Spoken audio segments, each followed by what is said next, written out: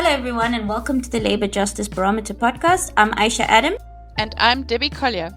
And we're your hosts today on the Labour Justice Barometer.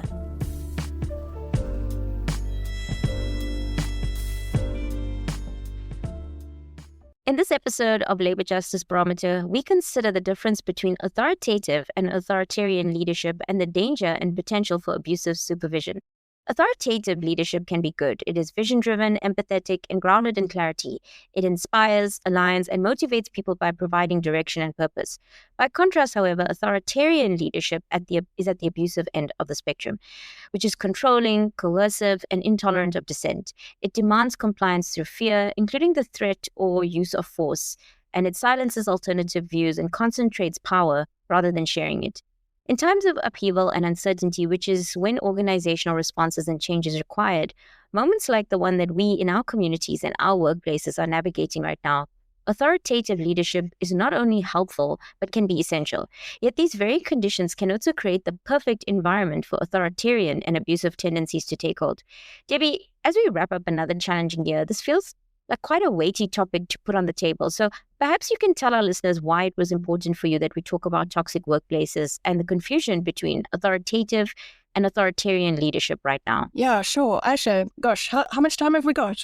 And the time, Debbie, don't worry. I'll put us on 2 times speed if needed. I'm sure we'll keep it short. Thanks, Aisha. Okay, so we've both had a few years in the trenches, and some of our colleagues have been weathering some really turbulent times in the workplace. You know, we hear about experiences with tyrant bosses, authoritarian styles of leadership, and abusive supervision. And it somehow seems that this problem is not going away, and it might even be reaching new and maybe dangerous levels, and it comes at great risk. I mean, there's harm, obviously, to the employees who are impacted, who are on the receiving end of abusive supervision, but also to the organizations themselves.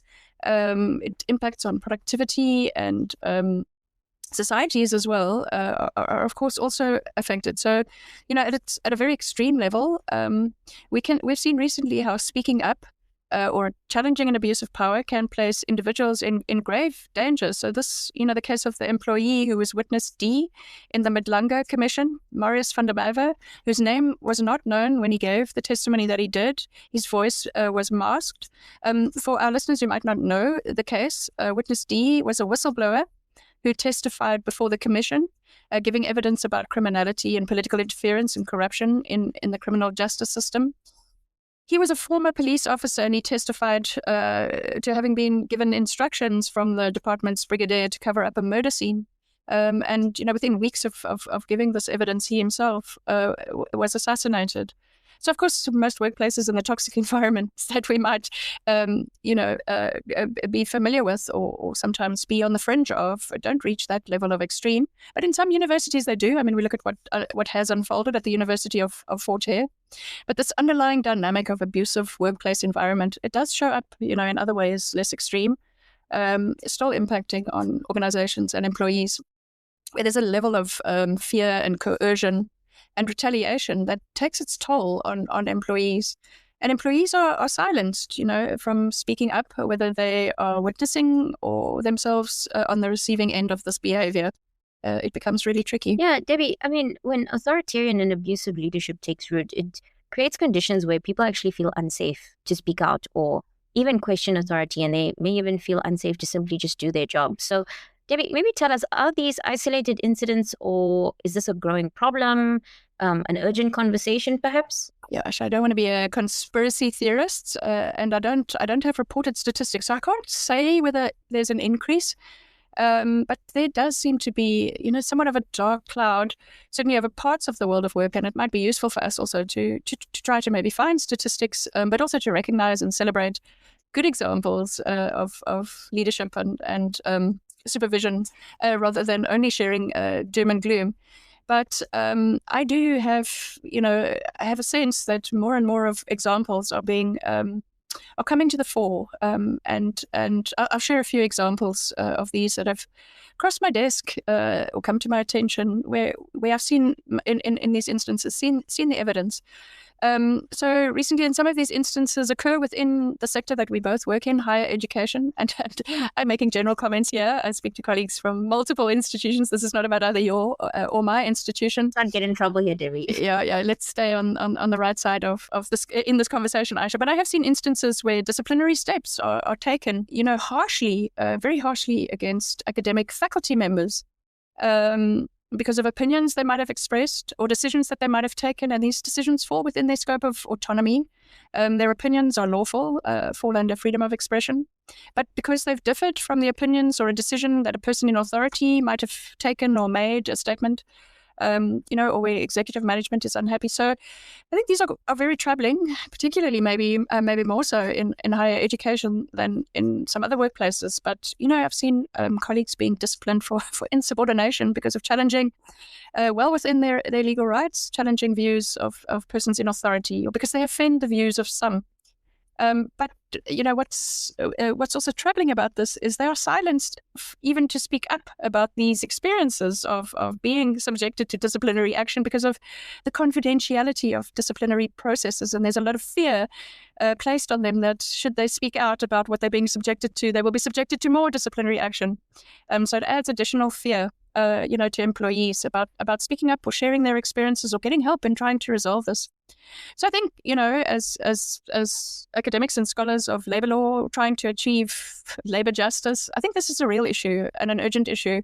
And I don't think it's something we can, resolve, but I don't know if we're paying enough attention to these, the idea of authoritarian leaders and abusive supervisors, and thinking about what are the characteristics that create authoritarian leaders and that create these relationships of abuse within the workplace. And of course, this is a combination. It's a combination of the characteristics of individuals and organizational culture and contextual factors. Sometimes it might be leaders themselves who are somewhat insecure or overwhelmed by their responsibilities, and so they are under pressure and they respond to that by tightening control and suppressing dissent and demanding a loyalty from employees.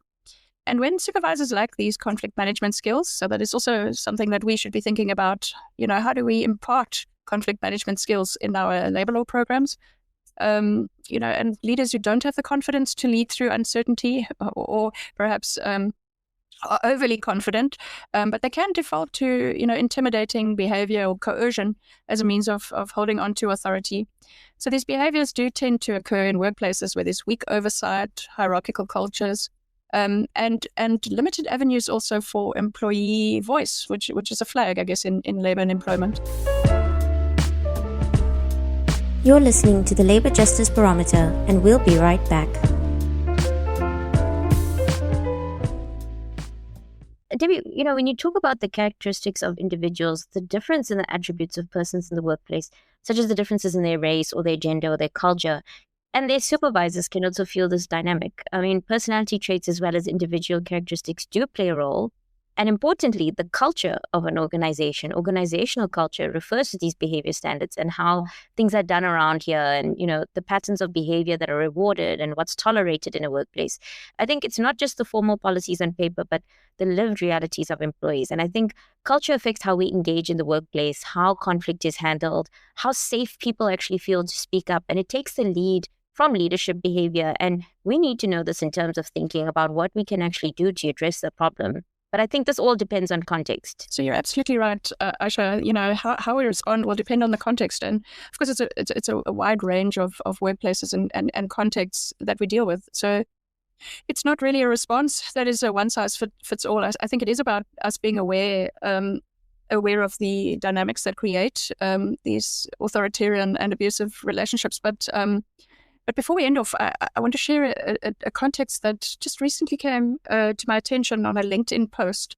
I haven't had the opportunity to engage further around this, but I thought it was particularly troubling because, it involves a sporting federation at a continental or international level.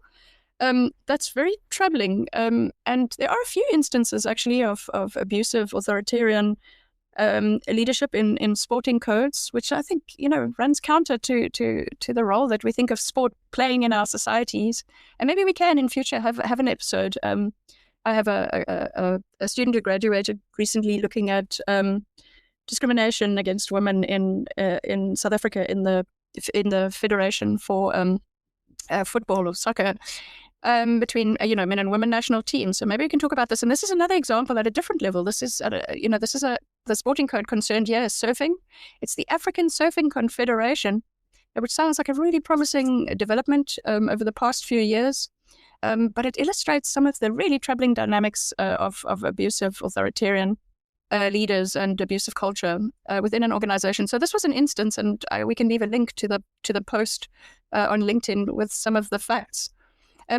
It's allegations of physical abuse and verbal abuse against the Secretary General, female Secretary General of the African Surfing Confederation, and she was asked to look into a report. And in doing so, she was on the receiving end of physical and verbal abuse. It's resulted in her having left the organization, as well as the person who spoke out. So the statement, the link we will leave, is actually the statement of the technical and contest director of this African Surfing Confederation, who has years and years of experience. But he felt that he couldn't tolerate this abuse against her, spoke out, and saw himself also being dismissed from the organization. So the physical and verbal abuse that he alleges against her occurred in August earlier this year in Cabo Delgado in Angola, where the surfing competition, the African Surfing Championships, were being hosted. She was asked to go and look into a surfing incident, and when she was trying to find out what was happening, she was allegedly accosted by one of the officials of the event. But it wasn't a collegial, professional encounter, which you can expect. And he actually physically grabbed her around the neck, grabbed her by the lanyard, forcibly pulled and pushed her aggressively. And she managed to break free from his grip. But I mean, this is alarming behavior in an international confederation. And then subsequently to that, she was verbally attacked by another official of the confederation, in full view as well, in a humiliating way, in full view of everyone on the event tower.